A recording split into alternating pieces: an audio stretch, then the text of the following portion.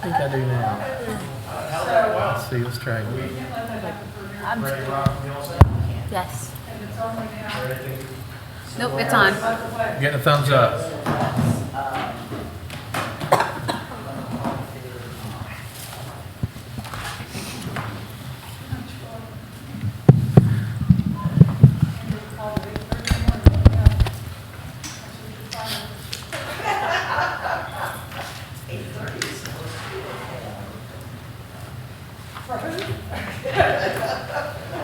No.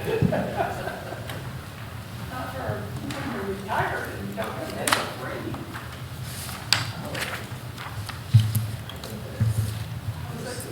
I don't know what I was doing all year at CSI was up. But now, I stay up in the middle of the night watching. We affirmatively heard from anybody that might be running Only, late, or- we only heard from Lou Klinker and Nicole that will not be here. Everybody else I haven't heard from. In actual running, but now. We'll go ahead and get started. Yeah. I think we'll go ahead and Science lesson. get started. Good afternoon, everyone. Afternoon. I will call to order this meeting of the church. Would you speak to the microphone, please? Yes, ma'am. My ear infection is not gone, and I don't read lips real well. Absolutely. Let me reorient this to make it easier. Good afternoon, everyone. I'm called to order this meeting of the City of Oviedo Charter Review Committee here on February 25th, 2026. It is 5:30 p.m. And Madam Clerk, if you could please call the roll. AJ Range, Here. Barbara Barber, Here. Arian Bryant, Present. Dominic Persampier, Karen Harriet, Here. Carl Thornbrew, Here. Catherine Townsend, Here. Keegan Ford, Kevin Hypes, Lou Klinker, Nancy Zoller, Here. Nicole Martin, Rebecca O'Brien, Stephen Shank, Here. Victor Bocatrio. Present. All right, we have a quorum. Members, before you are the minutes for the February 11th, 2026 meeting. You've had a chance to take a peek at them. At your leisure, I will entertain a motion to approve the minutes. Motion to approve as presented. Moved and seconded. All those in favor signify by saying aye. Aye. Any opposed, nay? Ayes have it. Minutes are adopted. Move on to public comment. Do we have any member of the public here for public comment? It would appear not. I will once again renew the committee's invitation to members of the public.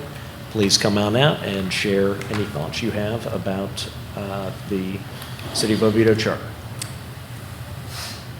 Moving on, I have no comments other than what we're going to be discussing today, so we will dive back into our charter discussion. As I indicated at the end of our last meeting, I'm going to, doing my best at least, to pick up the pace a little bit as we hustle through, because I want to make sure we get through going through all the pieces of the charter and then get to some substantive discussions in the number of meetings you have between now and May to start really sharpening the pencil on what charter amendments you might be looking at recommending to the City Council, giving some direction to me to put together some charter amendment language, both charter language and ballot summaries and so on. So with that, we ended or paused our review after our discussion of Section 3.06, interference with administration, and we were going to go ahead and dive into Section 3.07, vacancies, forfeitures of office, and filling of vacancies. So this is the section that addresses how vacancies in office are vacancies in the office of mayor or council members are filled.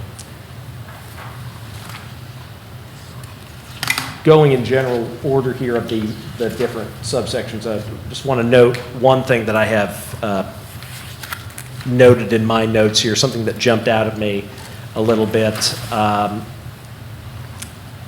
So Section A provides that offices of mayor, council member become vacant upon death, resignation, or removal from office in a manner authorized by law, or forfeiture of office, with forfeiture to be declared by the remaining members of the council. It then goes on with some language about resignation, and I just wanted to ask generally for anyone with a feeling for the history of these provisions here. There's a sentence here that provides a resignation shall be effective upon submission, although it may have an effective date of no more than 30 days from the date of resignation. Is anybody aware of historically why such a provision is in there? And there's a particular reason I mention it.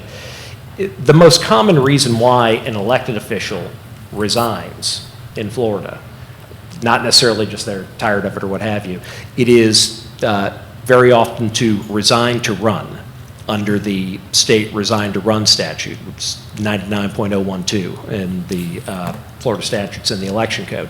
Basically, if you currently hold an elected office, all right, it's primarily elected office that's affected by the resign to run law for various reasons, then if you're going to run for another office and those terms would overlap, then you have to do a certain sort of written resignation in order to run for that other office. And you generally, under that statute, you tender that resignation. It's sent off actually to the governor and to the qualifying officer before whom you qualify, and you have to resign as of the earlier of when your replacement would take office for that office, or when the office that you're running for would take office. This often ends up being the case that it will be many months out, way more than 30 days, okay? So on its face here, this language here and the state resign to run statute seem to be a little bit at odds. Ultimately, I would tell you, I think the resign to run statute would override it, but Catherine, do you have any historical thoughts on this? Help me out here. As I recall, the reason this was placed in this was because former Mayor Andrews resigned thinking she had a family member that was ill and they were going to be going through a lot of medical situations. As it turned out, that family member was not ill and she rescinded her resignation, and there were those who did not like that. Correct, Dominic? Not entirely, but close. This, right, Mayor Andrews submitted her resignation, effective 30, she did make it effective 30 days, as per the charter. Then she tried to rescind it a week later, and Mr. Groot, who did some research, informed her that she wasn't able to because Florida statute somewhere that Lonnie found case law that once you submit the letter, you're resigned. So I don't remember us changing this language. I was going to say, that, did this though. change? I don't know. This may be a very long standing. I think it's a long stand. Yeah, I don't change. remember us ever reworking this one. I don't think it has. Did we on charter We review? also had what you called the Catherine rule, if you remember. The what? I'm sorry. I said, do you remember when you did the Catherine rule? Nope. When I resigned from EZA and then said, no, I wouldn't, and you said, oh, yes, you would? I don't remember. I'm sorry. That's why it says, what's submitted, it cannot be redone. Right. Well, once submitted, that I know. Well, I think that was, The- again, I think that was a lot, like going, I don't think it has anything to do with this, because I don't think, unless Brian has any input on this, I don't think we've changed this, to my knowledge, in the past. Well, look It at would be in the past 10 years, so to speak. There have been a number of That- amendments to this section. I haven't gone back and looked Right. at all of them. Certainly, the next sentence, once submitted, a resignation may not be withdrawn or revoked, is a reasonable requirement or statement to have in there. I was just curious about that you can't make it effective more than 30 days. It leads to at least an apparent conflict with the state statute, but I would read it to the state statute to override it.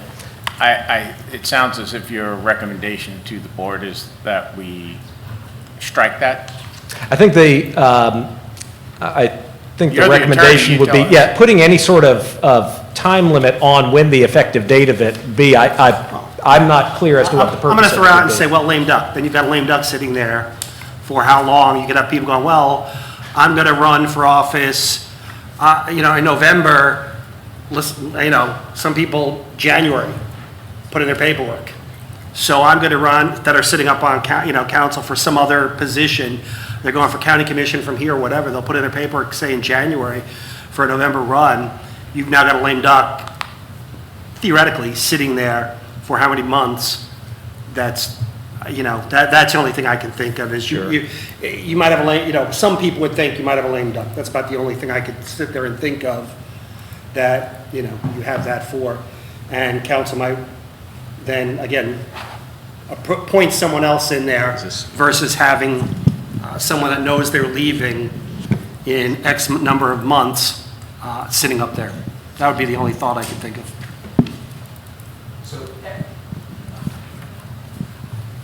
And I'm not Can you hear me? advocating for it in any way. I'm just Yeah. saying, I believe that's about the only thing I can think of is you'd have a lame duck sitting there. Yeah. If it's all right with the committee, I'm going to put this down just on the list. It would be something generally I would suggest. Again, probably not worth its own ballot question, but might be something worth looking at to potentially not. You end up sometimes in charter provisions with kind of traps for the unwary. It's a provision that's not solving any problem, but just creates more of an issue, another hoop to jump through. So just put that down the list and perhaps discuss it a little bit later. Subsection B, forfeiture of office. Mayor or council member shall forfeit his or her said office if he or she lacks at any time during his or her term of office any qualifications for the office described in the charter or by law. The most common situation you see in circumstances like this is when a member of a city commission or city council moves out of the city. And unfortunately, there are instances sometimes, I'm aware of a couple around the state, where city council members do in fact do that, and they don't tell anyone, and it becomes quite the controversy or what have you. So we have that provision there, and ultimately, the way this would all work is if that comes to be the case and that individual does not tender their resignation because they've moved out, the mechanism exists for the rest of the council to find that that has occurred and thereby find that the office has been forfeited. So moving on to filling of vacancies, subsection 3.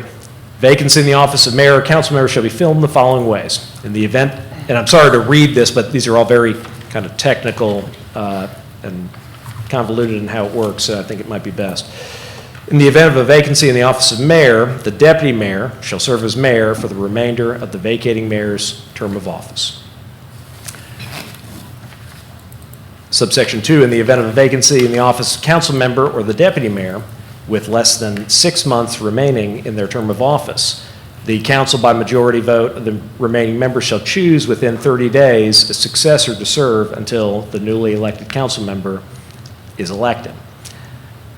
In the event of a vacancy, is there a question? To serve, Can you turn your mic on? newly elected council member is elected. So yeah, this is an instance where a vacancy arises when there is less than 6 months until an election. Okay, so less than 6 months until the term of office is done. So it's saying if you've got a vacancy in that relatively short window of time before a new election is going to happen, then it's just filled by appointment of the balance of the council members. So shouldn't it say until the newly appointed? I'm sorry, can you turn your mic on? Please. Shouldn't it say until the newly appointed council member is elected? It would be,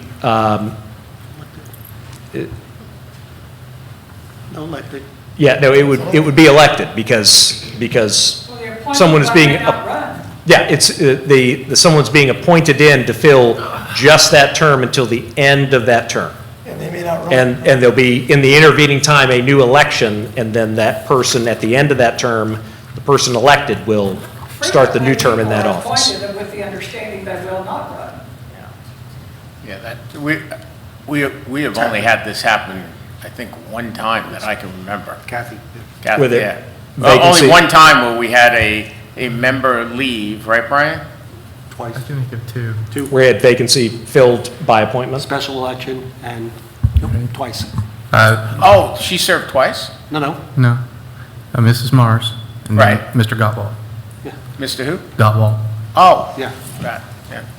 That's right. Okay, I stand corrected, twice. And Catherine, you are correct. We did choose people to serve who did not want to run because we were not anointing an incumbent. That was the criteria.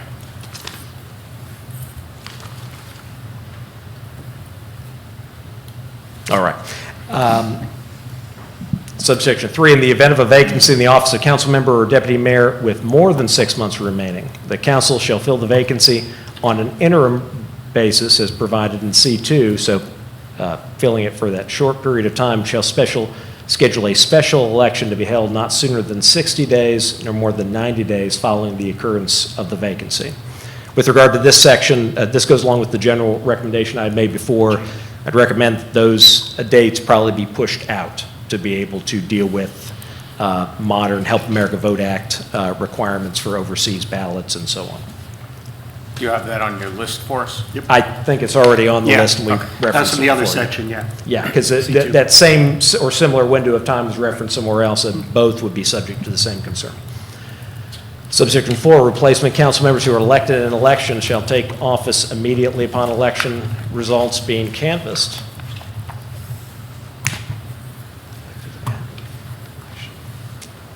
Yeah. A replacement council member, yeah, sorry. Replace,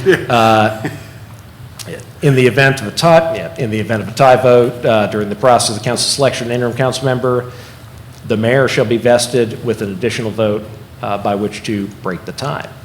Not an unheard of provision. I've seen it in other ones, but interesting one. I'd rather flip the And- coin like it's in the other one. Notwithstanding any quorum requirements established herein, this is standard provision that you have if you lose so many members that you have less than a quorum, then the remaining members can get together and fill vacancies notwithstanding any quorum requirement. So that's a stopgap when you have basically most of the entire council go out, which was actually a circumstance that happened or almost happened with a number of cities around the state a couple of years ago when you had the very temporary changeover from Form 1 filing to Form 6 filing. There were a number of city council members in different cities around the state who did not want to fully disclose every single stock they invested in and every single everything, and so you had resigning en masse, in particular over on the West Coast. Kind of makes you wonder what they were hiding, but that's okay.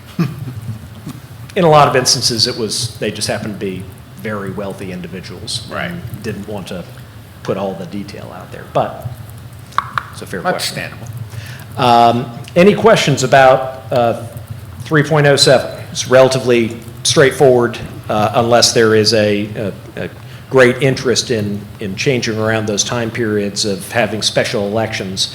I will tell you the more common thing among different cities nowadays is to have filling of the vacancy for even for a multi-year period of time, but this is something that is very unique to each city, what the political sensibilities in various cities are. So this has been the way it's been a long time. It's not broke. I wouldn't suggest there be any reason to fix it. Moving on to 3.08. 3.08 addresses powers of the city council, and 3.0801 addresses general powers of the city council. This is a pretty standard list. Again, as we discussed previously, it's usually the general case that you don't list out every power of a city in a municipal home rule charter under the home rule structure of government that we have in Florida since the '68 Constitution. But here we have laying out, specific duties of the city council, and the first one being to legislate for the city by adopting ordinances and resolutions in the best interests of the citizens of the city. This is a primary power of municipal governing bodies, is the legislative function. Subsection B is adoption of appropriations, so adoption of budgets. Approval of organization of the city government, create offices within the city government. Inquire into the conduct of any office, department, or agency of the city, make investigations as to municipal affairs, determine all matters of policy of the city government, act as a board of appeals from any decision of any committee appointed by the council, regulate places of business selling alcoholic beverages, and to remove any appointed member of a city board, commission, or committee, all of whom shall serve at the pleasure of the city council. And this actually brings up something, Mr. Ford, you had mentioned, I think, in the first meeting, about, I think you were referencing that provision there, and then the resolution that appointed the Charter Review Committee. And I think I may have said then something to the effect of, they may both be right, that there may be a conflict between the two. I had a chance to take a look at that from that time to now, and just, I don't anticipate it happening, of course, but the resolution creating this Charter Review Committee was patterned on the same resolution that was used back for the last time around. It provides in it that members shall serve at the pleasure of the council, which is the language that's in the charter here. And then it goes on, though, to elaborate that that individual members of the CRC can be removed by the council member that appointed them, all right? I don't think those are in conflict, okay? It's basically providing for it in two different ways. One, the resolution is the formal action or enactment of the decision of the council, all right? So it is their pleasure that they be appointed and, removed in the manner set forth in the resolution, all right? So it's basically granting that governing authority over it. And then repeats that exact language there. But it goes on to detail that individual members can be removed by a council member that appointed them. If we come to it, if we have, council member wanting to remove, I would say that would be effective if the council wanted to, by majority vote and not the member that appointed them, wanted to remove someone. I think that would probably be effective too if they jumped through the right hoops. So that may seem a little confusing, but I think both actually interact with each other there. I'll tell you why that provision is here, by the way. It's not really directly to that. There's a very particular reason why that sentence is in this charter. There is a state statute, all right, that provides that any appointed board created by a municipality, by a city, that the default is that members can only be removed for cause, all right? Unless, there's a big carve out in that statute, it says unless there is basically, unless there's a provision to the contrary in your charter. That's the provision right there. So that provision right there is directed directly to that state statute to say we're opting out of this statutory process of for cause. Instead, it's removal at pleasure. So I hope that helps. I think I understand.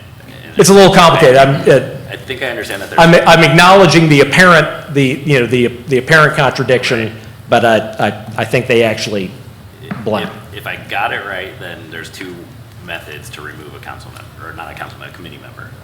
The council member who brought you onto the committee can remove you alone, and then a majority of council could also remove you. I think that's accurate, yeah. Okay, understood. All hypothetical, of course. I do not anticipate it with this, the great work you all are doing. But a useful hypothetical. So I have a question then. Please. Let's just say I appointed Dominic, I'm a council member, and I want him to be on this board. And then I say, you know what, he's a troublemaker. I got to get him off that board. So I decided to, Wouldn't be the first time. I want to remove him from the board. Yeah. But the other council members like having him on the board. Yeah. Can they overrule me? So again, because that kind of additional methodology of the member who appointed them can remove them bit is in the resolution, which is effectively the governing document for this body, I would say probably not. And I say probably because I can think of ways they could jump through a lot of hoops to maybe do that, amend the resolution and change that and so on. Again, that would get, tit for tat, It would take amending lot of the ways down the resolution. rabbit. Yeah. It would take amending the resolution, though. Because the resolution states, you get that one pick, you can take them out, and then you get to reappoint at that point the same person. There's almost always a way to accomplish something. It's just how many hoops you want to jump through and how many hits you want to take. Yeah, just curious. Yeah. So, other than the little discussion we had there, I would suggest to you, I don't think there's much very interesting in the general powers there.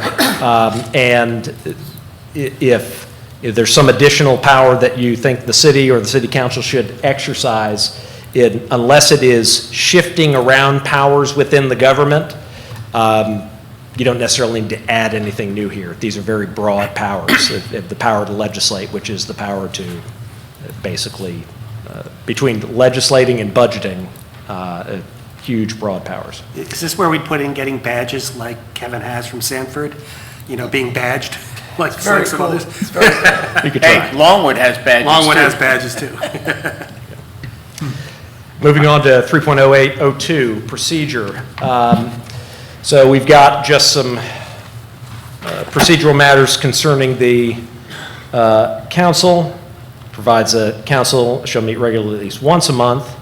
Times and places the council may prescribe by rule. Special meetings held at the call of the mayor, majority of the council members, whenever practicable, upon no less than 24 hours notice to each council member and the public. I will caution to folks, because that is a very common provision in charters, where it says no less than 24 hours notice and so on.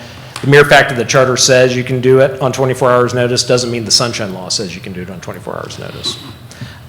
Sunshine Law is going to militate in favor of having substantially more reasonable notice on that, depending on what you're having the meeting for. If you're having a meeting for an emergency meeting for a hurricane, and it's going to be hitting in the next 8 hours, having it on 4 hours notice is perfectly reasonable, so long as you do everything you can to give appropriate folks notice. But having a meeting on 4 hours notice to rezone half the city or anything like that, not a thing that's going to fly for various reasons.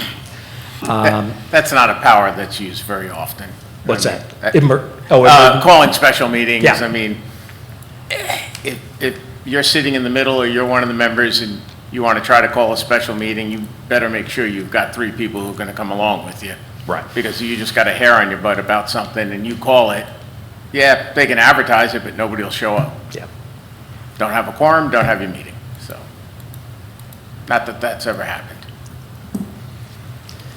So moving on, again, kind of housekeeping type provisions here. Council shall determine its own rules, keep a journal of its meetings. Again, kind of restating, city council have the authority to adopt such rules governing its meetings as it may deem expedient, except as provided by the rules adopted by the city council on matters of parliamentary procedure. Robert's Rules of Order shall govern and apply. This is a common provision to have in charters to say that Robert's Rules is the fallback.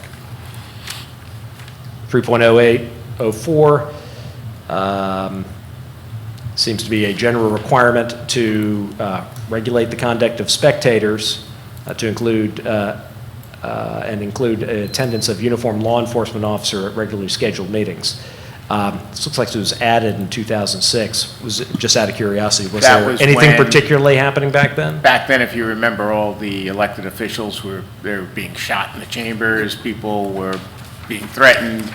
That's when all the windows disappeared in here on the doors. Fun, okay. This place got locked down and, there was a certain council member who wanted the dais bulletproofed, but Kevlar. hardened, shall we call it? Understood. That's why the police officer's in here. Very good. So 3.0805, council boards, commissions, and committees. City may create boards, commissions, committees, general, special, and prescribe their duties, not in conflict with other provisions of charters. The duties of the mayor or city council.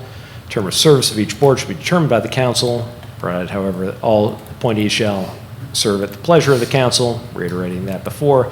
City council by a majority vote may remove any member of a city board, commission, or committee. So again, that gets to the removal versus forcing people on and so on. Again, I think all those pieces are just further elaboration of working out what we discussed before. Excuse me.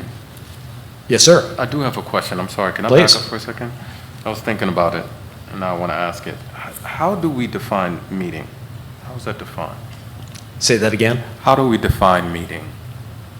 Define meeting. What is a meeting? What is Yeah. a meeting? How- Two or how- more council members. What is a meeting? Okay, all right. So a meeting, I'm going to give you two definitions, all right? A meeting under the charter, all right, is a meeting called pursuant to the calling provisions in the charter. Either it's a regularly scheduled meeting, all right, as it says there, or a specially called meeting that is called by the mayor or called by 3 or more council members, okay, pursuant to that other provision there, all right? So those are city council meetings under the city charter. We have another definition of meeting, just so you know, and that's meetings under the Sunshine Law, under the state Sunshine Law, all right? And a meeting under the state Sunshine Law is a meeting of any 2 or more members of the same body, all right? Where they will discuss or do discuss any matter that would foreseeably come before them for action. And it is subject to the Sunshine Law requirements we discussed at the very first meeting, where we've got to satisfy the requirements of the Sunshine Law of having it be noticed, that it's in a public place available, it's in a location available and open to the public. Minutes are taken and promptly recorded and made available for public inspection. So that's where you get these kind of two definitions, if you will. Does that help? Yes. Okay. Yes.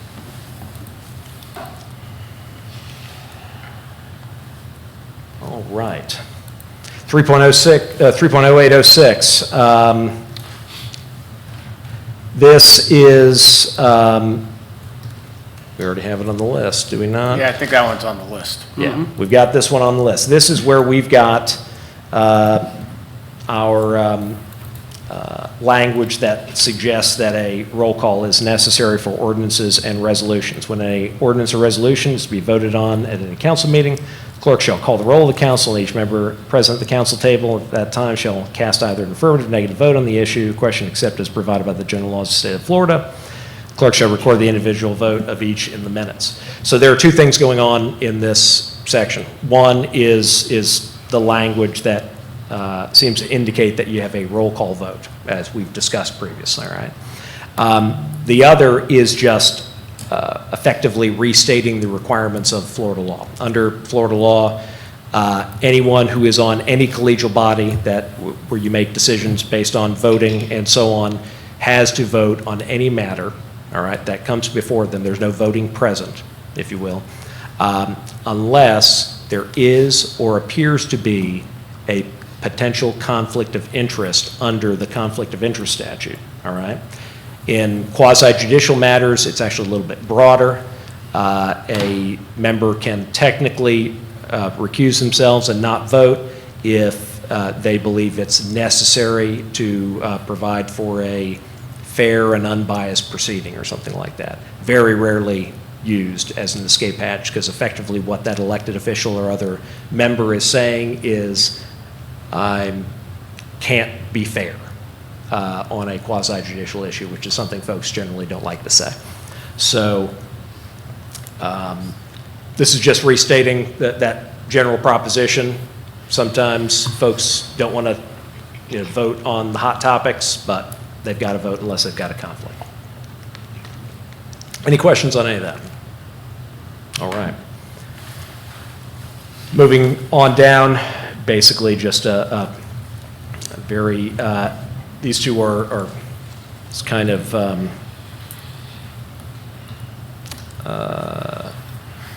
not particularly interesting provisions. 3.0808 just restates the authority of the city council to adopt ordinances.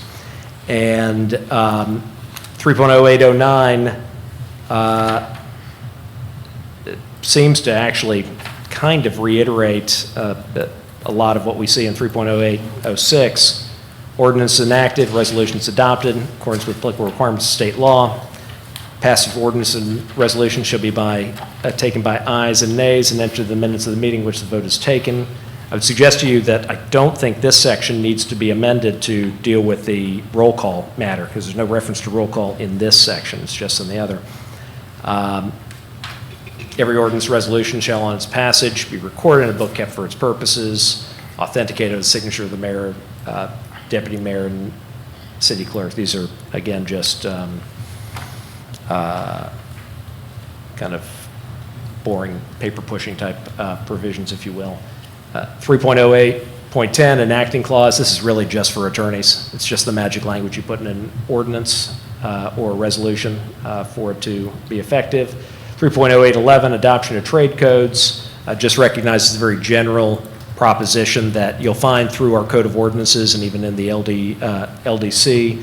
You'll have references to other codes, some of the most common being the plumbing code, the Florida Fire Prevention Code, different codes like this that are not reprinted on Municode in full in our codes, but they are adopted by reference. This is just referencing that general practice. And then 3.0812, codification, just says the city may codify its ordinances, a very standard practice. And that is all of section 3.08. Again, kind of more technical stuff through a fair bit of that. Any questions? All right. 3.09, compensation. Each city council member shall receive as compensation for his or her services a sum to be fixed by the city council. That's the whole section. Any questions on that one? There are sometimes in some cities elaborate schemes how this is all worked out and so on. Usually when folks think that the council pay has somehow gone awry. If it hasn't gone awry, then it should be done. Just so everybody knows, ours was set at 12,000 and 10,000, I think it was, right? Isn't that where we started at, 12 and 10? Less than that.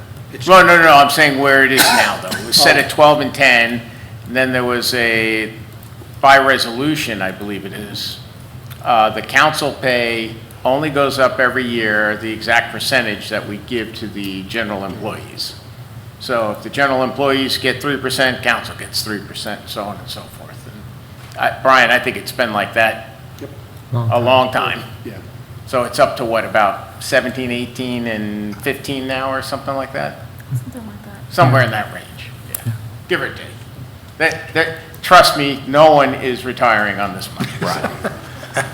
There are some places around the state where sometimes city councils start giving themselves eye-popping sums, but that's not those numbers. Was it Sunrise? Any stretch of the imagination. Was it Sunrise, Florida? I can't remember. It does tend to be in South Florida. Something with Sunrise, Florida. We wanted to put an end to all that because, like what Stephen was alluding to, when I was first elected, it was $300 a month and you were a 1099 employee. I mean, that's what it was. It was next to nothing. Then it went to like $600 a month, and then it went to where we are now. And it went to zero. Well, In a short while. that was a hissy fit between Councilman O'Hanlon and Councilman Delary. I'll do this job for nothing, and we didn't get paid for 9 or 10 months, I think. And worth every penny of it, I'll bet. Yeah, we didn't get anything. It was until we all went to go file our taxes, and we couldn't write off any of our expenses because we weren't paid. Then we fixed that, but it's Also, something, just again, so the committee knows what did happen with council pay, it was also determined that councilmen or women are employees. Now, we don't get Social Security, but we do have access, or the members now do have access to 457 plan, same as the employees. Health insurance, same as the employees. Clinic, same as the employees. So the members do get that. And if city council wanted to increase their salary, what is the vehicle for that? They have to adopt a resolution? I think it's 2 Just hearings. resolution? It's resolution. Okay. Yeah, it has to be done publicly. Anyway, just so everyone clearly knows what goes on in that section. Very good. So, section 3.10, I am not going to dive into this incredibly long and intricate process, but section 3.10 goes on for a couple pages of a process whereby voters of the city have the power to propose ordinances to the council and have the power to require reconsideration by the council of an adopted ordinance, okay? So it's got a very well articulated process that I've looked all the way through here. Surprisingly detailed, but has this ever been used in recent years? Oh, gosh, citizen initiative? No. They are particularly as populations grow, they become, I'll just share with you as a practical matter, they become intractably difficult to collect enough signatures to do. It can happen, but it gets increasingly difficult to do some of those things, and it doesn't always, it ends up causing interesting issues. Is this one dying too? No. What you got? We need to restart the computer, it will let us stop it, so we can Yeah, very good. Here we have a technical issue, so we're going to just take a 5-minute recess while they get that all sorted out.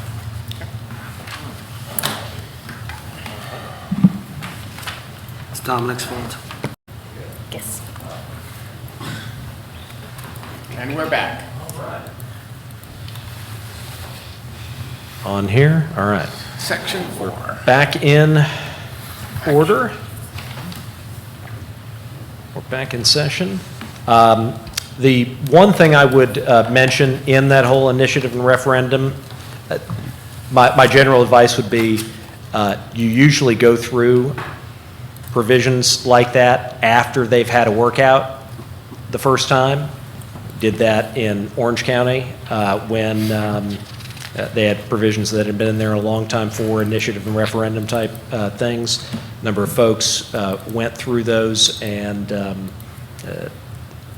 got a little battle scarred in finding all the gaps after going all through it, and then that started a whole big process of rewriting that, but it really only is effective after you've been through it. So second guessing all this here, probably not a great thought without going through the practical realities. The one thing I would recommend, and consistent with what we've talked about before, this has it does have a provision here, some short timetables for holding the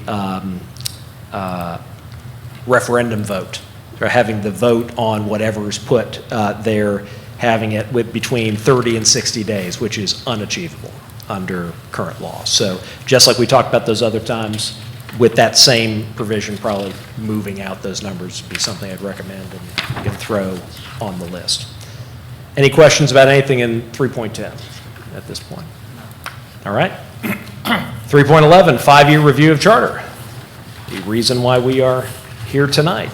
At least once every 5 years after the adoption of this charter, and more often, if the City Council deems it necessary or desirable, City Council shall appoint a charter review committee to review the city charter and recommend additions, deletions, or changes to the City Council for its consideration. Any questions or any thoughts or changes on that section? I think we should entertain a slightly longer time. I mean, as everyone can see, the charter's in pretty good shape. I mean, other than a few things here and there, and it can be reviewed at any time.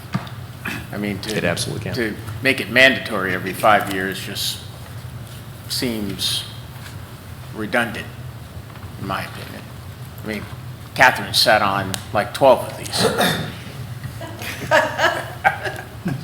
No, she had, almost every, you, Almost every time. every time we had one, I remember you getting appointed by one of us. Not by you. Probably not. Dominic, if there were going to be a discussion or Wait. suggestion on changing the time period, do you have a suggestion? 10 might be a little long, but 7, I mean. 8. Yeah, 8, give it a little time to breathe and marinate. I mean, like you just said, if something's tested in it and there's a problem, the city attorney could always bring it to You the just council fire and up say, charter amendments right yeah, then, guys, absolutely. we got to fix this. Yeah.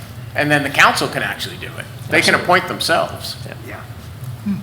Did I hear a question? Yeah, Yes, I sir. do have, for that section, 3.10.02, it says that each signature shall be executed in ink and so on and so on. So we're talking about some paper, I guess, petition. So should we consider electronic submission? Same for 310.03 also. It says send a copy of certificate of petitions committee by register mail. Is it electronic delivery? Should we consider it as well? In 21st century? Yeah, I would actually, in the instance of petitions, and I'll tell you why, I would strongly recommend keeping things in the paper form, okay? And there's a very particular reason for it. This whole charter provision does do a good job of keeping things in somewhat general conformity with the way that the state handles petitions, and thus the process by which the supervisor of elections would review those petitions, to review the signatures, to confirm that they are valid and say they're a good signature and so on. Introducing a true electronic signature that doesn't even necessarily look like that signature would not work with the way verification works. And if it was an electronic scan of it, it would introduce a whole lot more complications than it would, than problems it would solve with verification by the supervisor. Okay. So on that instance there, until there becomes a uniform, if there ever is, there becomes a uniform way where the state implements something like that, I think that would be a rough way to go. Okay. I have a question. Please. On A, it says 15% of the total number of qualified voters. How many qualified voters do we have in the city at the moment? It's a great question. Roughly. Do we happen to know? I don't have the number off the top of my head, I'm sorry. Yeah, 12 or 13,000? 12 or 13,000? More than that. Oh, it's got to be more than that. More than that. It was, At it least used to be 17, like I at think least it's 20. Yeah, I was at close to 20, 20? 22, something like that, yeah. I think we should drop the 15 down to like 5. I mean, even to run for county commission, you only need a couple of thousand. You don't need 4,000 or 5,000. Understood. Now, keep in mind, this is, let me Statute. remind you what this is for. Right. This isn't, for folks, for Right. people to run for office. Right. It's if you're upset about an ordinance, you want it to put something on or you want to take something off. That's right. Yeah, and involves somebody sitting in, writing a whole ordinance themselves, or bringing an ordinance back up and having them change stuff and so on, so. Yeah, but that's still like 3,000 votes, 3,000 voters. That's a lot of signatures. It's a fair number, yeah. That's a good point, Karen.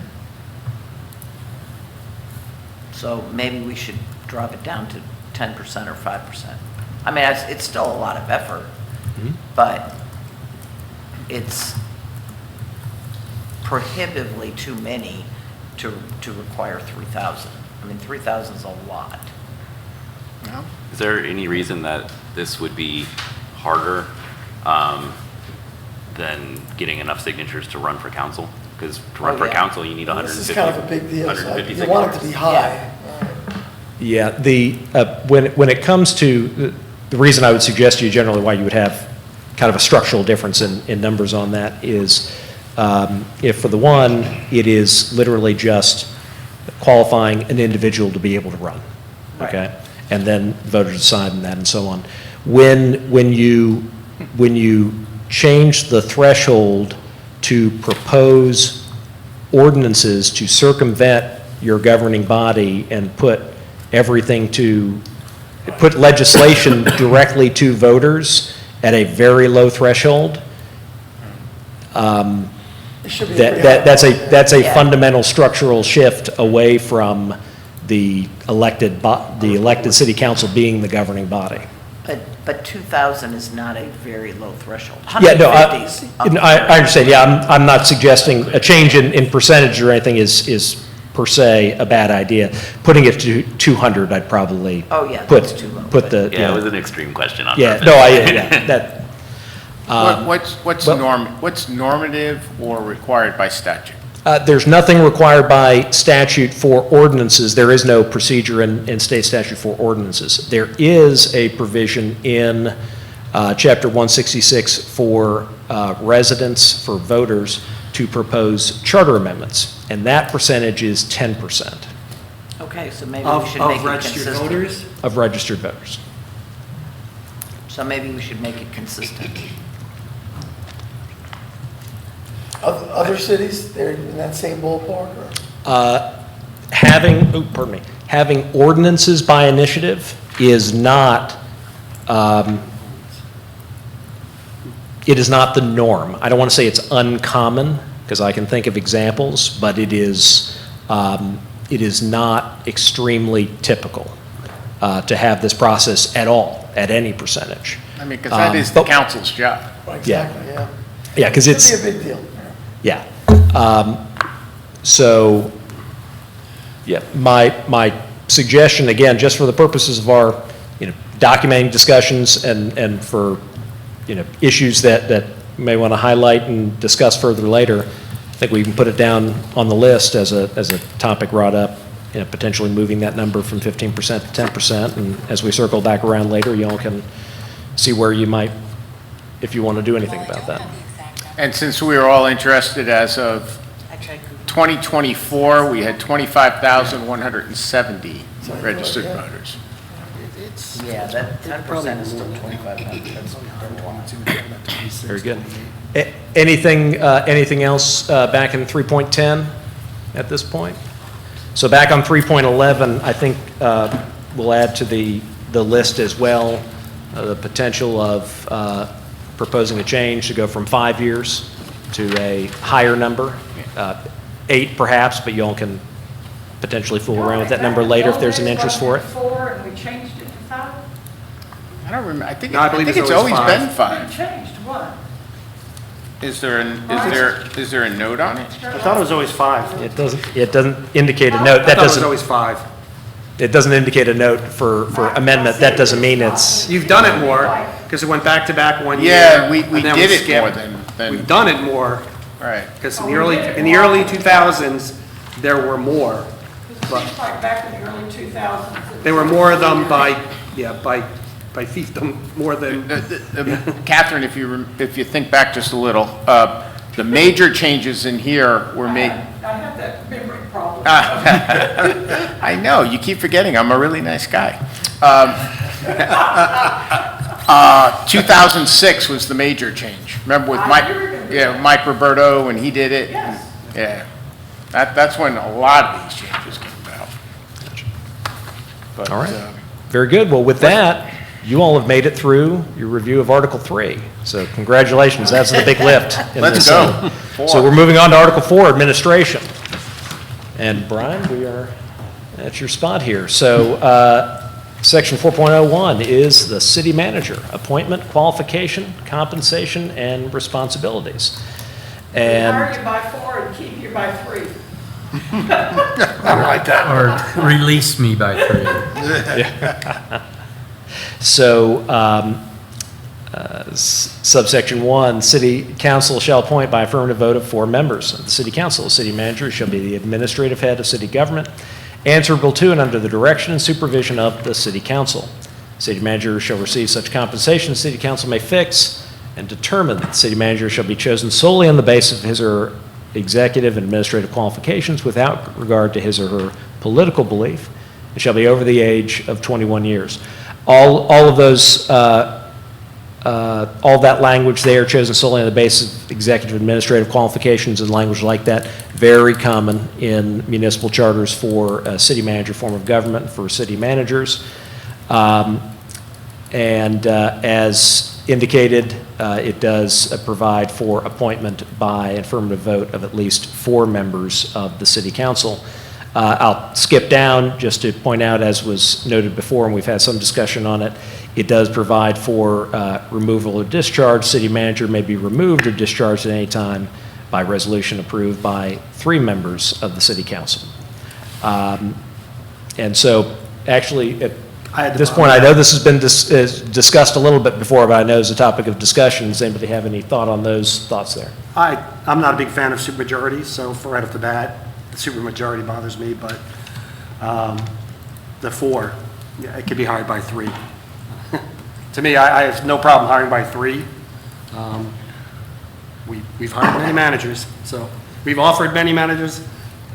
It's not. Yeah, we've also had problems. And not that many work out, hired at 3, or we've been through bad choices at 3 and other things at 3. So I don't see what 4 gets you, except there might be an appeasement of, we can't come to an agreement, whatever, okay, fine. So I just get, and I also feel that, again, we've had one that was hired on a 3-2 and then turned it down after they were offered and hired. And to me, that's, listen, you know, if you can't work with a 3-2, if you just want a perfect board, then there's no such thing. So I'd like a manager that can at least understand, you have 5 different people up there, you know, you need to work with all of them versus, you got 4 and that's it. But I'm not a big fan of supermajority, that's the real backbone of it. Understood. And then conversely, like I've said before when we had this discussion, the reason that's in there is if the city manager, the person being hired isn't wanted by 4 members, they're just getting off on the wrong foot.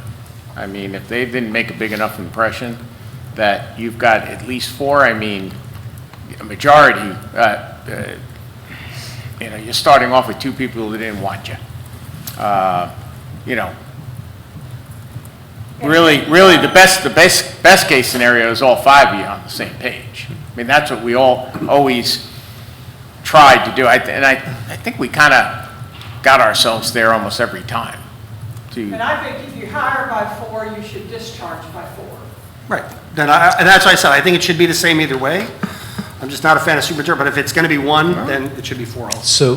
Well, the problem though, if you want to discharge by 4, you've got 3 members who this manager is not getting along with. And Brian, I'm only pointing at you because you're the manager right now, but everyone loves that man. You know, it just creates, that creates other issues. So I can understand wanting it the same either way, but, I mean, if we were going to pick a poison, I'd rather see the group go 3-3. I also point out that, so how many mayors have been fired? I mean, how many city managers have been fired? Right, yeah. I like 4 and 4, actually. Oh, no. Oh, no. Fired. Name one. There was one they tried to fire in the middle of the night. Good, who's been fired? The very first city manager the city ever had. He resigned. He resigned. All right. Yeah, I mean, I'm sure our I'm not saying they experience. haven't left under circumstances, but Yeah. there's never been a mayor fired. I was in Arizona when they had the meeting and fired him, basically. I was here for a lot of them, you know, for all, so I can sit there and say. I wasn't, never yeah, fired let's one. see. Let's think that through. Our experienced members will know that in a lot of cities, it is much more common that when a city manager finds the wind's blowing a certain way. That's right. They will find it judicious to resign rather than be fired. That is true. But, you know, it all, Right, take their somewhere or severance another comes package the and- same way. Catherine, I would just I'll say two things about the 4 and 4 and so on. First off, that is a common scenario. That does exist in a number of cities, so we'll acknowledge that. The only additional thought I would give you, though, is that the dynamic of hiring by 4 and the dynamic of firing by 4 are converse to each other. You understand what I'm saying? To get hired by 4, you got to have a broad base of support, okay? To get fired, and by 4, you have to have a broad base of disdain, basically. You have to tick off 4 of them to get fired, and that, keeps you there. I will tell you, as a practical matter, in those jurisdictions where there is a supermajority to fire, it is commonly just only an injudicious city manager who will hang around when they have a majority against them, but not 4. You know what I'm saying? Because that's just not going to end well. But again, it's at the committee's will if there's any thoughts of making that change, or. I'm satisfied the way it is. Just my comment. Very good. Do we have that down on the list yet? I think Yes. it may have been. Okay, all right. So we've got it on the list just because it's a topic that's been raised.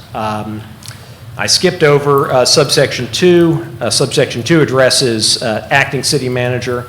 By letter filed with the city clerk, city manager shall designate a qualified administrative officer to exercise the powers and perform the duties of city manager during the city manager's temporary absence or disability.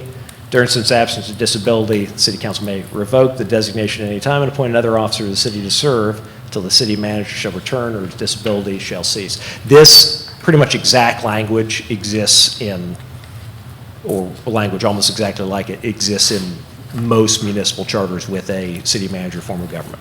So you have the manager being able to designate or delegate to someone else to be city manager when he's unavailable, he or she is unavailable, and then a fail-safe, if you will, if the city council just can't deal with that, to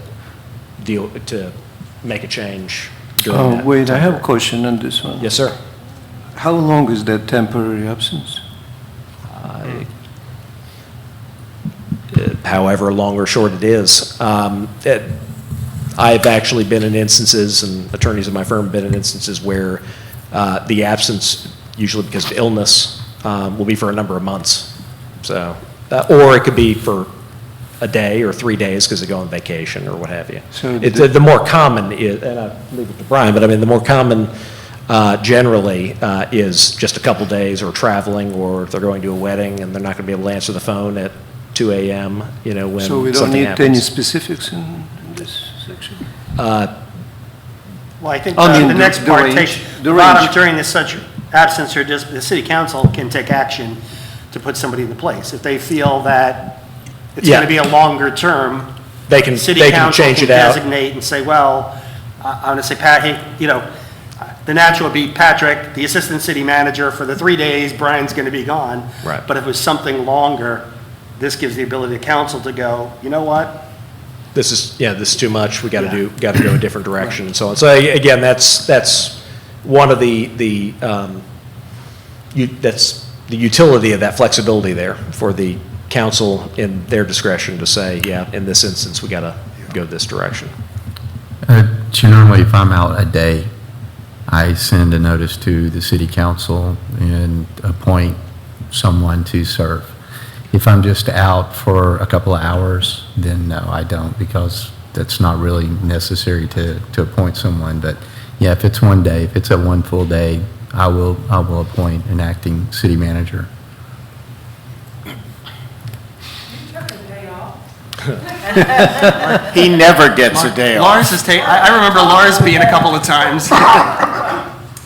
I do occasionally. All right, so subsection 4 contains a long list of powers and duties for the city manager. I'm not going to read them all, but the general header is, city manager shall be responsible to city council for the proper administration of all affairs of the city coming under his or her jurisdiction. To that end, the city manager shall see the laws and ordinances of the city are enforced.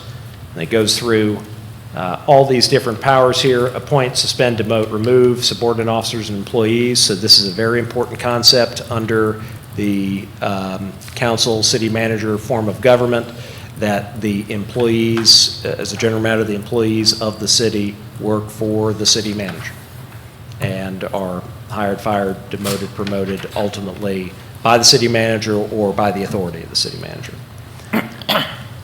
The let me see, I'm looking for any highlights. Here. Attend all meetings of the city council with the right to take part in discussion, but without, of course, having a vote. Recommend to the city council for adoption such measures as he or she may deem necessary or expedient to the interests of the city. Keep the city council fully advised as the financial condition and needs of the city, and at the proper time submit to the city council for its consideration an annual budget. As I'm sure you all would know or have a general appreciation for, the city council members themselves do not sit and write out every single little bit of the budget that that they then take in and work through and so on. That initiates with staff and then comes in and gets, reviewed extensively and worked over and ultimately approved by the city council. But the budget has its genesis and origin with ultimately the city manager.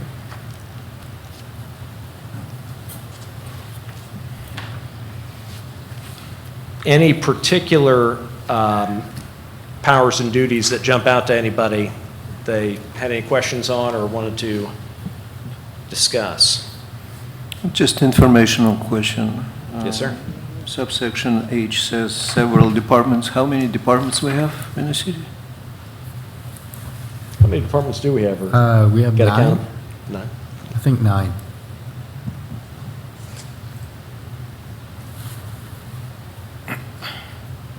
All right. I have So- one quick question. Please. And Brian, help me out with this. Didn't the charter used to require city manager had to live in the city, or is that in your contract? It's in my employment contract. Okay. all right. Yeah. Was it ever in the, it wasn't in the charter? I don't think it was ever in the charter, but it was. There's, 6 people required to live in the city. 6 people. Yes, 5 council members in the city. Right, but that's only by contract, so Yes, if in the future they were going to hire a new city manager and that city manager wanted to live in Seminole Woods, they technically, they could do that. They could do that. There are, I think, at least 3 of the city managers in Seminole County that don't live in their jurisdiction. right, okay. I just want, because all of you have lived in the city that we've hired Yes, to date. yes. All right. Any other questions about those powers or duties? Fantastic. We'll move on to section 4.02, city clerk. City clerk shall give notice of council meetings to its members and the public, and shall keep the journal of its proceedings, which shall be a public record. City clerk shall work under the direction and supervision of the city manager. It's my understanding that this was amended previously. Did the city clerk used to be directly appointed? Or was this? The clerk was appointed by the city manager and affirmed by the city council. Ah, okay, all right. So And it was used to work at the mix- pleasure of the city council. Gotcha. Gotcha. That was Mr. Sieber who changed that one. It was after that. I think it was after that. It was, think so? I thought it was Sieber. It was after. Any questions about the city clerk provision? All right. Section 4.03, department directors, city manager shall appoint and remove department directors who shall serve at his or her pleasure. The city manager shall organize departments as he or she deems appropriate and shall fix the compensation of department directors consistent with the appropriation decisions of the city council. So you can see that interaction there. Ultimately, he is the city manager is the one who hires and fires employees, including department directors, and sets compensation, but it, of course, has to be within the budgetary decisions set by the city council. Just as a pure, like, I like really clean, and this is not clean, but why would that be, like, is there a reason that needs to be in there? Are they because they're contracted, or? What? Just the whole Why section. does that Yeah, department section- directors, why would you have that in there? Quite honestly. I don't know if there was any changes in 2006.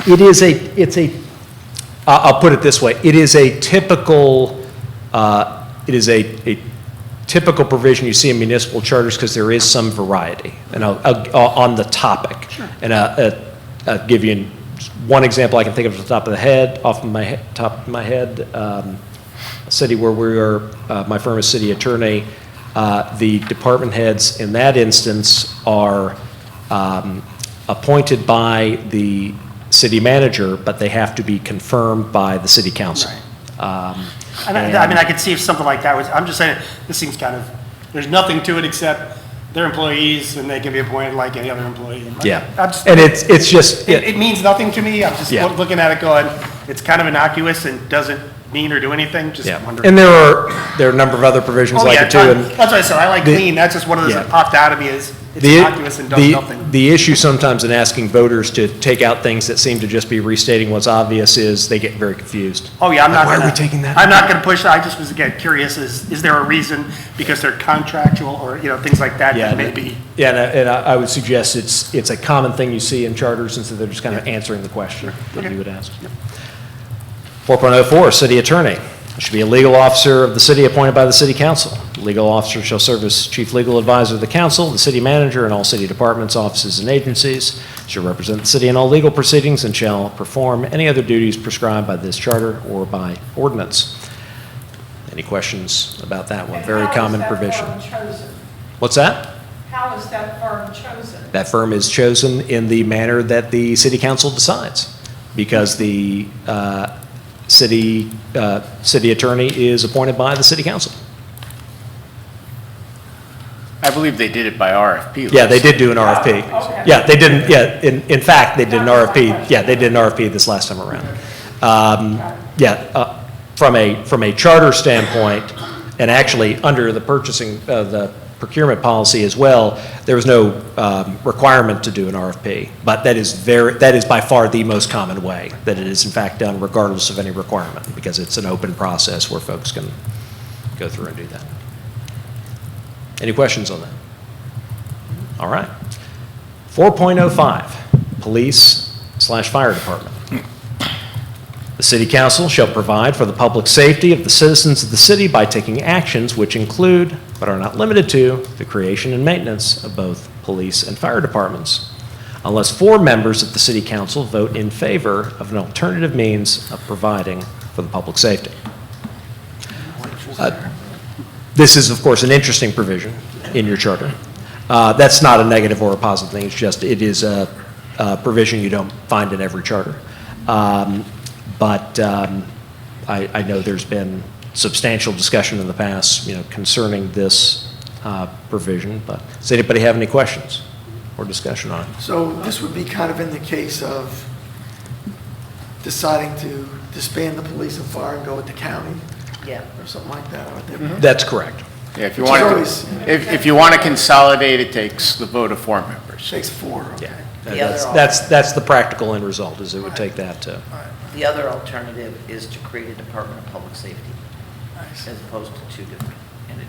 I see, yeah. Either way, it takes 4 to get it done. Why is it 4 for this, but 3 for the city manager? Just. I'm sorry? It's 3 to remove the city manager, Mhm. right? And it's 4, To abolish the police department or the fire department. is there any reason? I'm just. Public curious. safety. Because People that's are what- very serious about public safety, and Yeah, that's a big deal. to change big, that. huge deal to make a That's a change. big deal getting rid of And him too, but- we've seen over the years a couple of, when Springswood along, some that have gone over, and whether it's good or not, that's their decision to finalize in the end, but it caused a lot of controversy to give up your own police or fire. Yeah, the city council's made the decision, was it 2010 this was changed? Yeah. We're a full-service city. And that's, like Stephen said, that's where this really came from. So do we always have our own police and fire here? Yeah. So, we did, okay. Used to have volunteer fire department. Volunteer, yeah. Yeah, gee. When Lars started. Lars Maybe was on just, it. Lars was on the volunteer, and then he was the second employee, I think, right? Wasn't Lars like the second employee of our fire department, paid employee or something? Or was he the second volunteer guy? I don't know. I just saw him in Publix the other day. I'm going to ask him when I see him. about Wait, just a 911? cosmetic change. Do we handle our own 911? No, the county internally? does. So that's the county. And they relay those calls to us or, because sometimes they both show up. We have we have an agreement so that we can cross-call it, so that whoever gets the best and, Okay, yeah. you know, gets called. And that's the same with fire, right? Yes. Yes. Actually, it's a little different. We had the. What's that? It's a little different. It's a little different, Yeah, not exactly the uh, same, but yeah. The police, they have cooperative agreements where they work with each other. They don't they still respect their boundaries. Right. But the sheriff and the police work together anytime that they have to, when they're actually at the boundaries. We had a call recently where Winter Springs was chasing a drug dealer, and they called out his nickname. Our officers recognized the nickname and went to the guy's house and waited for him when he got there and made the arrest. Fire is different. Fire is called first response, first available. And so what that means is that the closest responds, but then comes in the first available. And the best example I can give you is that our ambulance delivered someone to Florida Hospital Altamont. When they came out of the emergency room, they cleared in and said, Rescue 46 online. They immediately got a call and responded in Altamont and transported that person to the hospital in Altamont. And when they came back out, they were done. They got to head back to Oviedo. You'll find county will be responding in Oviedo from time to time, but that's where the first available comes in. So it's a little bit different system, but the county, it's all works through the county 911 system. Well, it's interesting because I remember one time, and I'm going by my recollection, is I think my wife threw her back out or something, and I remember we had to call an ambulance, and the county got there first, and he didn't know where to take her. This is when they had before the hospital, they had that little emergency room there, and he had to follow me there, and he didn't have the code to get him in. He had to knock on the door and wait for a nurse to come out and actually open the door. So some of the county folks don't really know the city medical systems as well, I think. I don't know. Maybe that was just a weird situation. Now they do. I think now they do. Now they do. You know, it's, Yes. And that's one of the things too, in Seminole County, we're really lucky. We have one medical director. He covers the entire county, so it's very coordinated. All of our public safety systems are all very well coordinated and integrated. Like I said, with police, they still respect the boundaries, but they have cooperative agreements. All right. You want something, Victor? Well, Oh, just yeah, cosmetic change. Please. Every time when we have numbers written in words, it followed by the digit in parentheses, so maybe we should put 4, then in parentheses 4 members of the city. We could in a cleanup amendment. it just- Frankly, I don't, I- as a drafting preference, I don't like where they say the number twice. It's But it's it's an all attorney over- tick but it's all over from the some charter. attorneys, and I've never Yeah, understood I the know. purpose. But, For consistency, that's what you're saying. That's yeah. all. yeah, I think we could throw that into a cleanup, perhaps as we're doing other cleanup stuff. Thank you for that. Moving on to section 4.06, personnel system. All appointments and promotions of city officials and employees, except those specifically exempted by this charter ordinance, shall be made solely on the basis of merit and fitness demonstrated by examination or the evidence of competence. City manager shall establish personnel procedures and rules in accordance with controlling federal and state employment laws. This is a very common standard provision you find in municipal charters as well. Moving on to 4.07. This is just restating the law. All public deposits in qualified public depository shall be secured as provided in general laws of the state of Florida. No public deposit shall be made except in a public depository. This is just restating state law. It says only certain types of banks, the ones that qualify as qualified public depositories, can hold government money, city money, and so on. So we, of course, bank with a bank that satisfied those requirements. Now we are into very fun stuff, taxation. 4.08, taxation and accounting. I will tell you as a general matter for most of what we have here in the taxation piece, and we'll talk about some specific interesting stuff about voted debt and other debt and so on. As a general matter, most of these sections, 4.0801, 02, 4.0801, and 04, they are just what the state law is.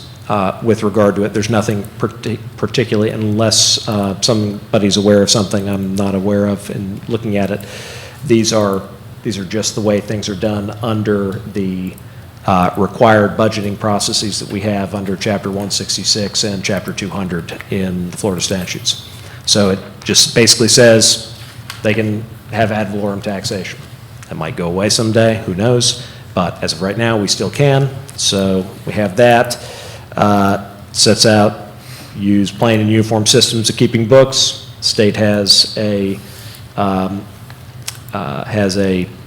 set way they like to see their books, like to see municipal books, so that it's all organized a proper way, and we adhere to that. Fiscal year runs from October 1 through September 30th. That's the case for every city and every county in the state. So that's all those. 4.08.03 is the authority to require an officer or employee to give bond. And this is basically you go to a surety and actually get a bond issued to secure your faithful performance of your duties and so on.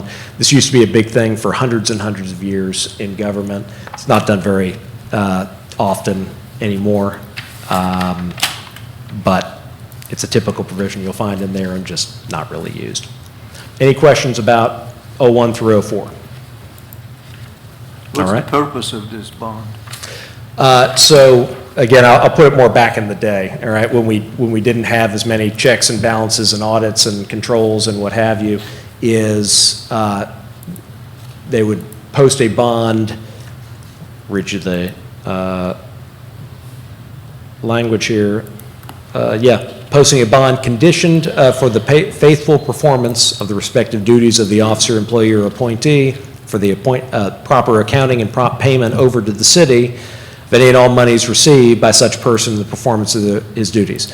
It's kind of an old style way of making sure that if somebody absconded with all the money, that there was somebody to go knock on the door of and say, hey, you give a surety on this guy, and now all the money's gone, pay up. It's insurance, effectively. Sureties are technically not insurance, they're very similar to it, but it's kind of an old school way of making sure the coffers don't get cleared out. Okay. I have a question before you go on. Yes, ma'am. Could we go back to 4.06 under personnel systems? I have a question, Sure. probably of Brian. Can you bring her mic a little closer? Promotions, except Can you bring her mic Catherine, down? could you get the mic a little closer? They just want to get it on the recording. The thing is, it won't turn on, it's fine. Oh, well, here, let's, Check the I'm back. sure you can be lent one. There we go. I'll use his. All right. It says, all appointments and promotions except those specifically exempted are by merit and fitness. Could you tell me what ones are not by merit and fitness? No? You don't know what ones are? Do we have any that qualify that are under that? I've never promoted anyone like that. So, I would think that that verbiage might want to be looked at.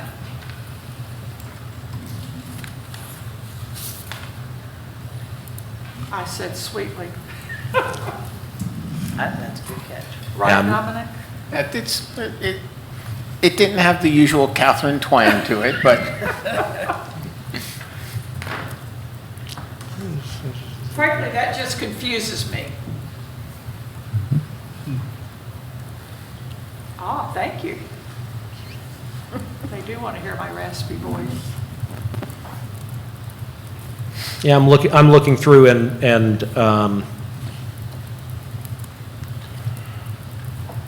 can think of one example. Okay. Appointment of city officials, except those specifically exempted by this charter or ordinance should be made basis of merit and fitness. Filling vacancies on the city council. Filling vacancies on the city council would be by who can Merit and fitness, correct? It's by who can get I got you. a majority vote. And that's just the matter. By the city manager, though. This doesn't.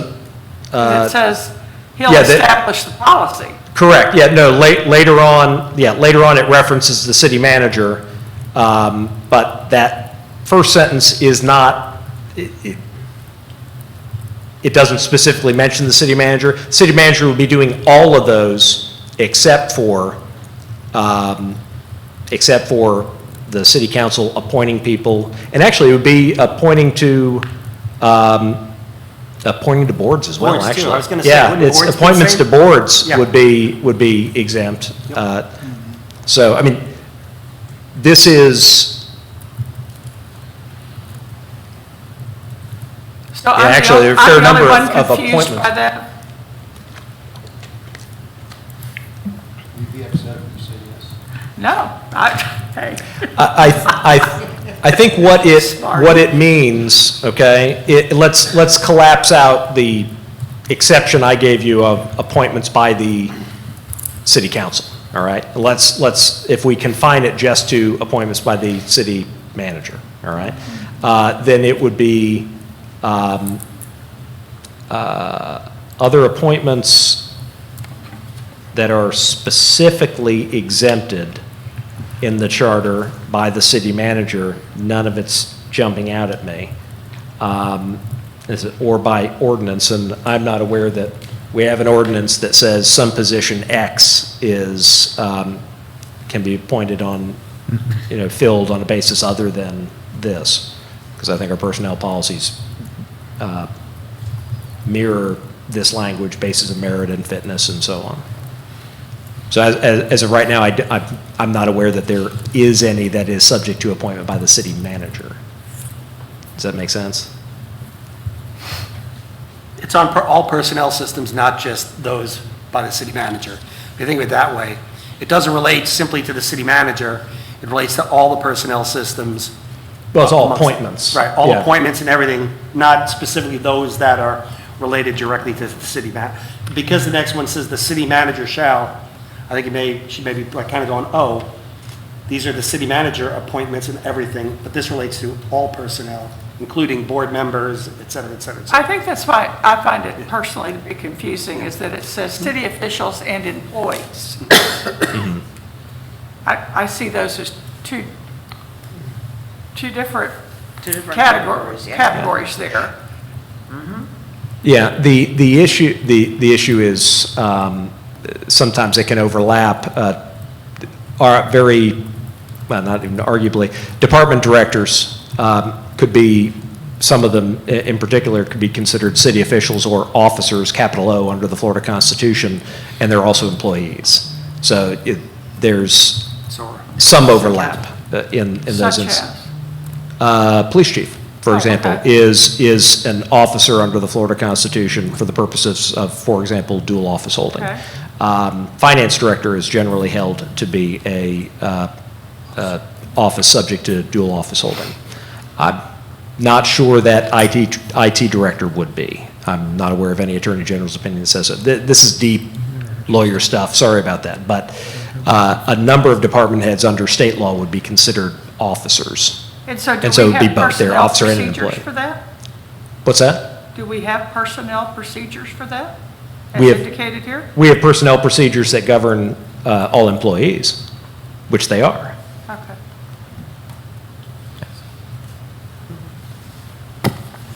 right. Switching back to taxes and budgets. So 4.08.05, submission of budget and budget message. This as well, Brian, unless you're aware of anything particular in here that's exquisitely different than or greatly in excess of the requirements of Statute. 163 and 200, It's statute. it's the statute, yeah. This is the It looks like statute? Huh? This is the statute? Yes. What? the- Wow. Yeah, no, this is generally consistent with the requirements I like of. just read this, there's so much in here that I'm just going, wow. Oh, this is you just should sit down and read 200.065 completely sometime. large. Wow. Your eyes would roll back in your head. It's wildly It's like the complicated. manner in which it should be this, oh my going, what is all this stuff sitting in a charter? This- Wow. Yeah, and by the way, this is, having requirements like this is more typical of, I would say, older charters. Right. Prior to the kind of consolidation of more state control of all these things, but all of this is consistent with and a general summary of what state law requires.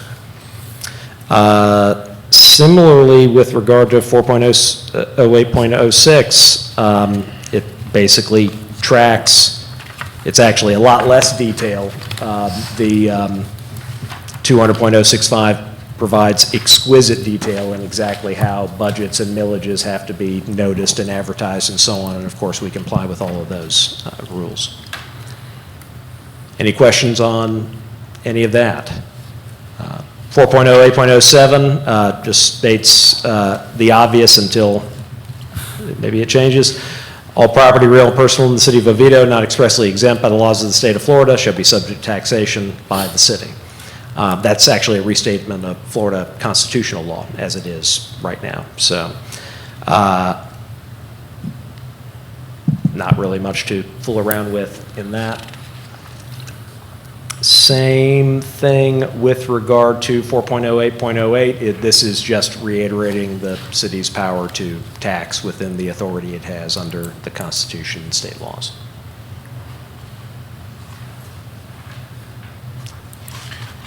Moving on to 4.08.09. This lays out procedures for how you have transfer of funds during the budget year among different budgeted amounts that are appropriated. Again, highly technical stuff. It'd be a little bit outside my wheelhouse to get into the nitty-gritty of it. If anybody has any questions, get into it, but it's just the process by which money can be moved around ultimately in the middle of a budget year. Moving on to 4.08.10, this again is just restating, just saying they'll follow state law, which is nice because that's what they'd have to do in any event. If the city council fails to certify a millage rate, the millage rate for the ensuing year will be determined in accordance with state law. Basically how that works, by the way, because I have had that happen in cities before because of a hurricane, where they didn't finally adopt a budget until like October 3rd. And basically, you just keep going on under the amounts of the prior budgeted year until you get that budget in there, and then it retroactively fixes it. But those are edge cases. You call up to DOR and ask for their blessing, and then everything is fine. Section 4.08, 4.08.11, managing finances, borrowing money, and selling bonds. So this is a charter provision that I know there was an amendment back in 2021. This relates to the city's borrowing ability, and it imposes some restrictions and limitations on the ability of the city to borrow in certain instances.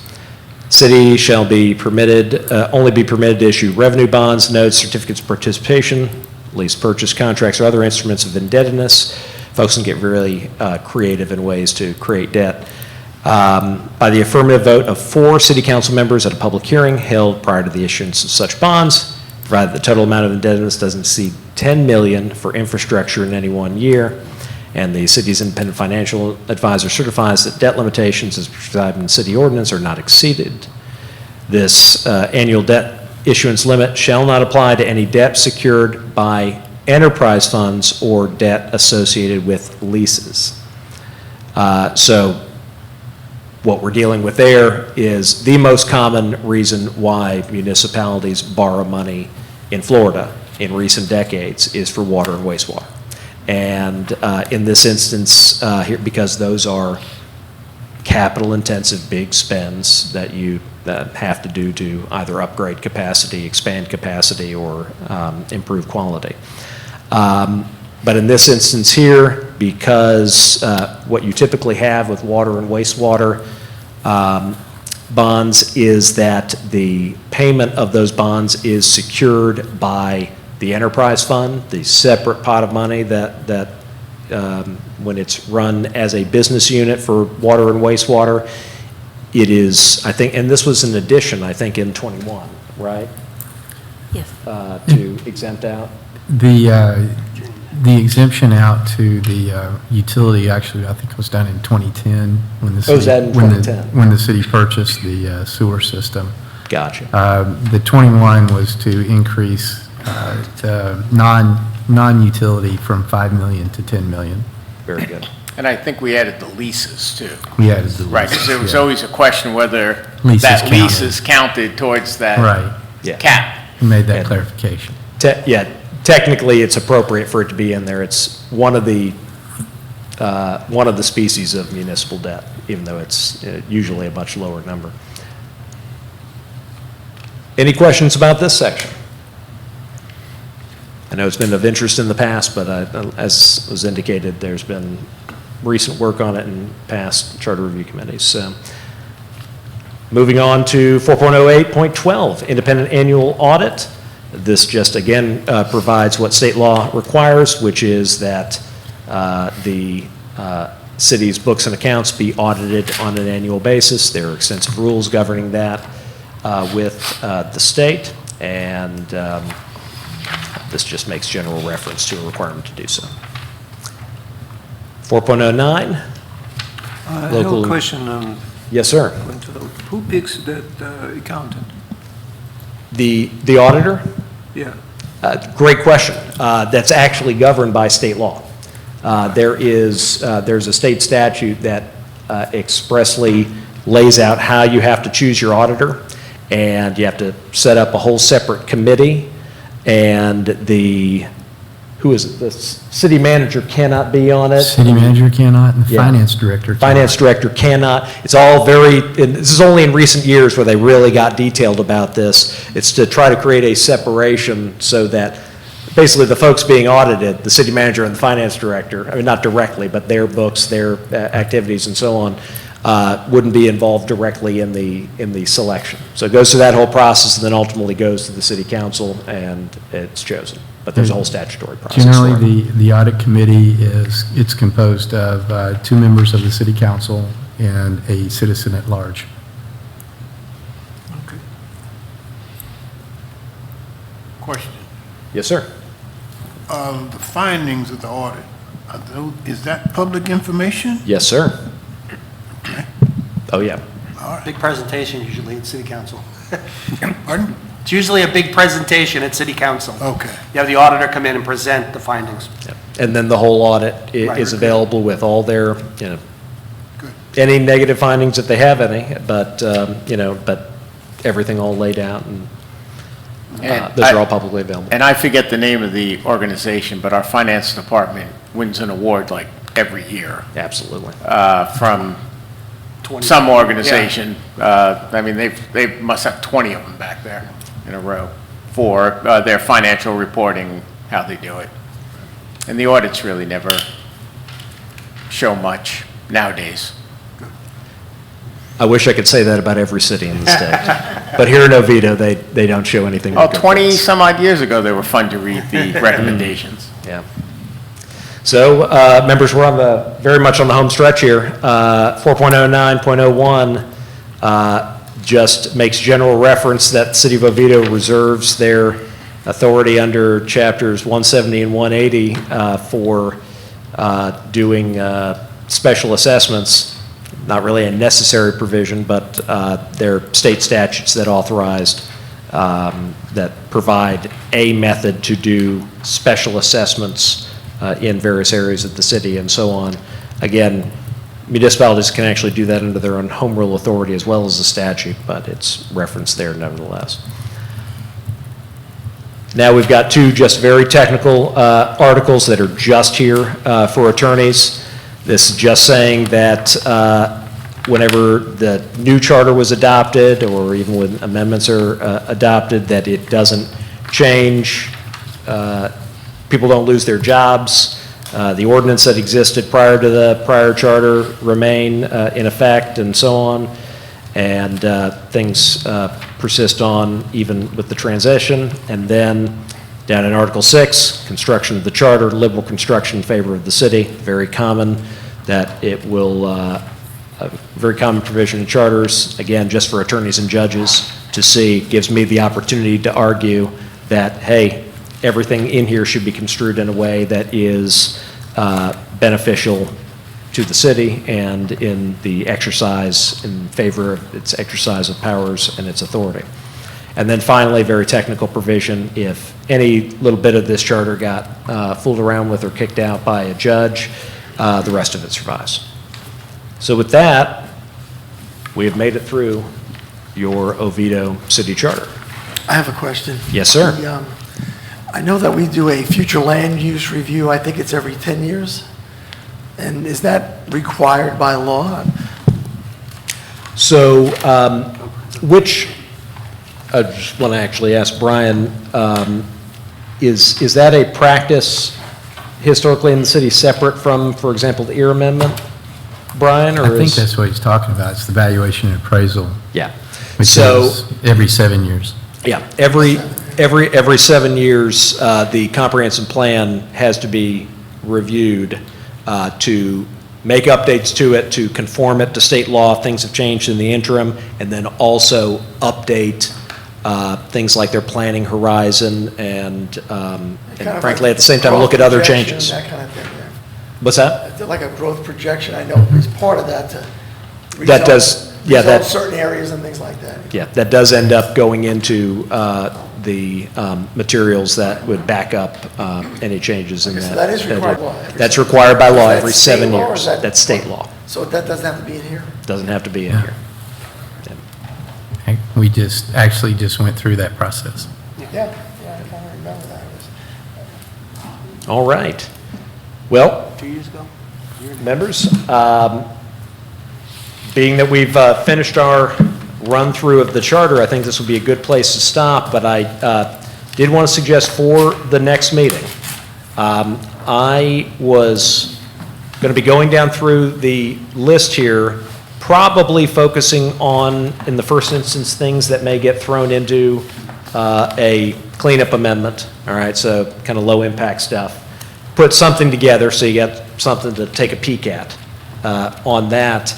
But are there any topics that we think might be of such interest that it would be useful for discussion at your next meeting to see some potential language? And I'm thinking, perhaps more big ticket interest items, whether you're for or against it or what have you. I know there have been discussions about the matters of lengthening terms and/or term limits and all these different things like this. Is just some things based on past discussion. Are there any thoughts from members? I think we probably got to kick it around first before we get to language. Because it doesn't appear to me like there's a whole lot that needs to be changed. So I think that the handful of things you've got on that list, we should kick them around. And if it seems like we really want to change something, then go to language, I think. Well, does anybody have any ideas? He brings up term limits. Throw it out now. What do you think? If you want 4 years, if you want 6 years, if you think 4 years is the number, and how he, because then he's got to stagger it and how you get there and come up, bring you back ideas. He can bring you back ideas on how to do that. So if you're thinking 4 years is what is out there, Yeah. ask him to do that. That you could know. be its own evening discussion. What's that? I said, that could be a whole evening discussion. And, you know, It's not going to plugging in- pass. It doesn't matter what Oh, we no, do. that's why I feel like, it could be a long discussion, but it's. Plugging it's in not- numbers is the easy part. It's kind of more of the apparatus, you know, putting together the apparatus of it is, and then you fill in a number. I mean, just from a drafting standpoint, because I do find sometimes, and this is not the case with every charter amendment, but sometimes some charter amendments, the effect of them, or, you know, how people are going to perceive them and so on, crystallizes when you start seeing some language. Other times when it's purely conceptual, and that might be the case with term limits, you know, you're not going to be, no one's going to be caring about the mechanistic details. It's going to be, hey, you're going to do it or you're not, or what have you. So. Why don't you put together 4 year, you know, a 4 year, because it seemed that would be, the 4 year would be the number. I'm going to guess everybody could kind of get behind, and how we get there. So everybody kind of sees, like you said, the mechanism, what that kind of means, and the stagger of the terms, and. That seems to be the more difficult part. is the You know, staggering. when you start Yeah. seeing that, that's where people kind of go, wait, oh, he gets 2, I don't, how do you get there? So how about that? And by the way, I'm not going to be, if it is accurate that this has been proposed before, I'm not going to be starting from scratch. I'm going to Oh, yeah, ask that's- you- staff you've got- to pull the past language. You've got at least 2 efforts. And I'm going to see if I like it or not. If I don't like it, I'm going to rip it Yeah. up and start over, but if it looks good, I'm going to start from that. And I would, as you said, keep it for the first, you know, I think one version had it tied in with term limits. I would keep it separate from time, you know, term limits as a whole separate. And if this, you guys want to talk about putting it together in some way, but. Yeah, but you can't do the term limits separate. We figured that one out because again, I'm that passes and you have 2-year terms. You can set term limits in maximum number of years, consecutive Years, years not- served as opposed to Yeah, you do terms. years served, not- That's a very common way to do it. Okay. So, Good point, yeah. The only thing is that if we do try to do it, I mean, don't make it, I think one of the errors we've made in the past is whoever's getting elected in 2026 has to stay on a 2-year term. Right. It can't be that if this passes, they get 4 years. I think that confused people. Sure. In some of the other times we've done it. So, I mean, logically, just food for thought for you, it would be 2026 would be a 2-year term. Though, if it passed, those in 2027 would be a 3-year term, right? That gets them to 2030. And then in 2028, when the 3 run, that's where they're 4-year terms. four, and then you're, Yeah. And then 2030 would be 4 years for the mayor and the seat 1, blah, blah, blah. But I don't, very good. I'm All right. not ever signing up for the prison sentence again, so I'm good. So I'll put together some language along that line, as well as a running draft of what would be some species of a cleanup amendment. And then please come to the next meeting ready to discuss those, and also make some decisions about some of the things we have on our topic list, which ones we either want to kind of dispose of, say, interesting idea, but we're not doing anything on it, or stuff that's sufficiently meritorious, you'd like me to put together some language. We're going to send out the topic list, so What's that? we'll send out the topic list. Yeah, the as revised well. topic list will be sent out prior to the meeting for all of that. All right. Thank you all very much. Any interest in districts? I'd really like to go districts, but I don't think there's enough interest for that. Forget it. I'm just looking for my own council person for them all. You've got 5 of them up there. Go talk to them. You know them all. You've said you talked to them all. That's true. Show them your manifesto, get buy-in. Well, members, thank you all very much, and we'll see you at your next meeting. Thank you. Wade, when you have that list ready, can we actually have a PDF emailed to us Oh, with that list? It's all part of the packet. It's Huh? all in there. It's in the packet. It's in the packet already. Yeah. Oh, It's in the packet. It's I attach it every meeting. Yeah, it's agenda separate. Go on city I really hate the HUD tech. A PDF like the email last would be page. very nice. I think it's the last 2 pages of that. Absolutely. Have a good night. Just send an email. Come on, forget your Friday. Come out. Oh, come on. You're supposed to. How are you, sir? Good night. So we have Deborah Turner. No.